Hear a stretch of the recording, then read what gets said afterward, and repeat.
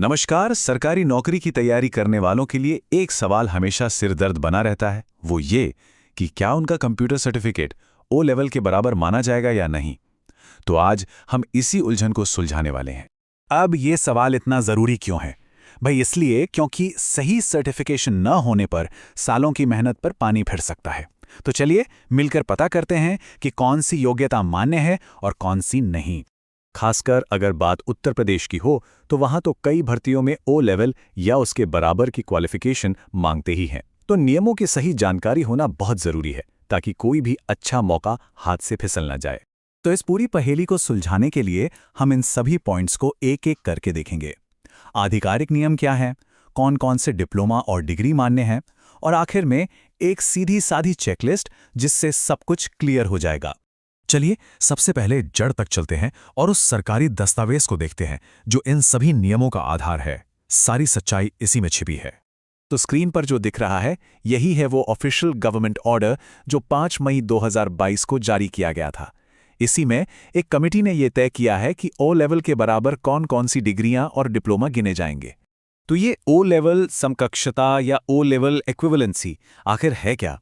देखिए, इसका सीधा सा मतलब है कि सरकार किसी कंप्यूटर कोर्स को ओ लेवल के बराबर का दर्जा देती है। अब देखते हैं कि इस दायरे में कौन कौन आता है। अब बात करते हैं सबसे कॉमन केस की जो ज्यादातर उम्मीदवारों से जुड़ा है, यानी 12वीं के बाद किए गए कंप्यूटर डिप्लोमा।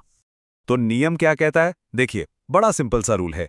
अगर 12वीं के बाद किसी भी मान्यता प्राप्त संस्था से कम 1 साल का कंप्यूटर डिप्लोमा किया है तो उसे ओ लेवल के बराबर माना जाएगा। अब जरा अपनी स्क्रीन पर नजर डालिए। यहां मान्यता प्राप्त डिप्लोमा की एक लंबी चौड़ी लिस्ट है। सर्कुलर में कुल 28 नाम हैं। ये उस लिस्ट का पहला हिस्सा है जिसमें DOAP, ADCA और DCA जैसे कॉमन नाम शामिल हैं। एक बार देख लीजिए, क्या पता आपका डिप्लोमा भी इसी में हो। और ये रही लिस्ट का दूसरा हिस्सा। इसमें MDCA, DTP और MOSP जैसे कोर्स भी हैं। देखिए, ये लिस्ट इतनी डिटेल में इसलिए दी गई है ताकि किसी भी कैंडिडेट का कोई वैलिड डिप्लोमा छूट न जाए। डिप्लोमा की बात तो हो गई, लेकिन उनका क्या जिन्होंने यूनिवर्सिटी से डिग्री ली है? चलिए अब ग्रेजुएट्स के लिए क्या नियम है वो समझते हैं।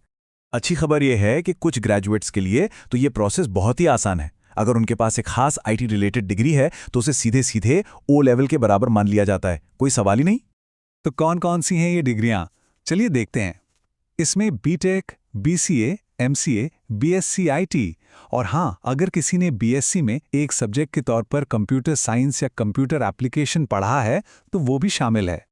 और ये बात हम यूं ही नहीं कह रहे हैं, आप खुद देख सकते हैं स्क्रीन पर जो सर्कुलर का हिस्सा है ये है क्लॉज 6 जहां इन सभी डिग्रियों का साफ साफ जिक्र किया गया है, एकदम ऑफिशियल।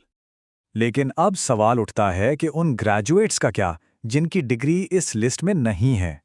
मतलब मान लीजिए किसी ने BA या BCom किया हो, तो क्या उनके लिए कोई रास्ता है? तो इसके लिए भी नियम एकदम क्रिस्टल क्लियर है। अगर ग्रेजुएशन की पढ़ाई के दौरान किसी भी साल में कम से कम 1 साल तक कंप्यूटर साइंस या कंप्यूटर एप्लीकेशन को एक सब्जेक्ट के तौर पर पढ़ा है तो उनकी डिग्री भी ओ लेवल के बराबर ही मानी जाएगी। अच्छा, तो डिप्लोमा हो गया, डिग्री हो गई, पर क्या इनके अलावा भी कोई और क्वालिफिकेशंस हैं जिन्हें मान्यता मिली है? जी हाँ, बिल्कुल है। चलिए उन पर भी एक नज़र डालते हैं। इस लिस्ट में और भी कई रास्ते हैं, जैसे कि पॉलिटेक्निक से कंप्यूटर या IT में 3 साल का डिप्लोमा, या फिर 10वीं के बाद ही किया गया 1 साल का कंप्यूटर डिप्लोमा। और तो और ITI से 52 हफ्तों का जो COPA ट्रेड होता है वो भी मान्य है। और जैसा कि स्क्रीन पर दिख रहा है, ये सारी जानकारी भी सीधे उसी ऑफिशियल डॉक्यूमेंट से ली गई है। सर्कुलर में इन सभी वोकेशनल और इंस्टीट्यूशनल क्वालिफिकेशंस का जिक्र है जिससे पूरी तरह से पारदर्शिता बनी रहे। तो हमने सारे नियम कानून तो समझ लिए। अब आते हैं सबसे काम की बात पर। इन सब जानकारी को इस्तेमाल करके कोई भी अपनी क्वालिफिकेशन खुद कैसे चेक कर सकता है? तो ये एक सिंपल सा 4 स्टेप गाइड है। पहला, तय करें कि आपकी बेसिक एजुकेशन क्या है, 10वीं, 12वीं या ग्रेजुएशन। दूसरा, अपनी क्वालिफिकेशन को सही कैटेगरी में ढूंढें। तीसरा, कोर्स की ड्यूरेशन चेक करें कि वो कम से कम 1 साल की है या नहीं।